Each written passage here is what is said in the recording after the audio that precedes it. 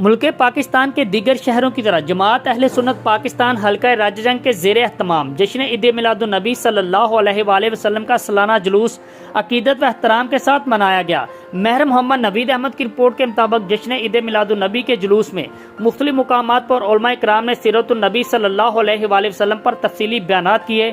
جلوس روٹ پر شہریوں اور بچوں نے خوبصورت انداز سے سجاوٹ کی۔ جشن عید میلاد النبی کے سالانہ جلوس میں عاشقان رسول نے ہزاروں کی تعداد میں درود و سلام پڑھتے ہوئے شرکت کی۔ جلوس میں ایم پی اے مسلم لیگ نون چودھری محمد الیاس خان مسلم لیگ کے ورکر کے ساتھ شرکت کی۔ جلوس میں ایس ایچ او تھانہ راجہ جنگ غلام صابر چھینا نے فل پروف سیکیورٹی دی، جبکہ اسپیشل برانچ سیکیورٹی برانچ اور انٹیلیجنس سمیت دیگر اہلکاروں نے بھی جلوس میں شرکت کی۔ جلوس میں اے سی قصور میڈم عطیہ مدنی اور سی او میونسپل کمیٹی عثمان اشرف کی ہدایت پر ہیڈ کلرک حاجی ذوالفقار احمد بھٹی، ہیڈ کلرک مقصود احمد اور انچارج قائد سیل مبشر بھٹی نے اپنی نگرانی میں جلوس روٹ پر عملہ صفائی سے بھی کروائی۔ جشن عید میلاد النبی کے جلوس روٹ پر لنگر کا وسیع انتظامات بھی کیے گئے۔